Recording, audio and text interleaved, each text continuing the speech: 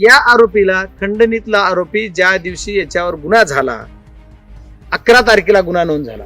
11 तारखेच्या नंतर मी परत एकदा मीडियाला बोललो होतो, आज मी परत सांगतो रिपीट, की 12 तारखेला पोलिसांची त्याची या जिल्ह्याचे पालकमंत्री माजी त्यांच्या बंगल्यावर, त्यांच्या ऑफिसला पोलिसांची त्यांची भेट झाली. मग पोलिसाला मध्ये बसून तो तिथून निघून गेलाय. 12 तारखेला या बीड जिल्ह्याचे माजी पालकमंत्री यांच्या बंगल्यावर पोलीस आणि हा जो खंडणीखोर आरोपी यांची भेट झाली 12 तारखेला.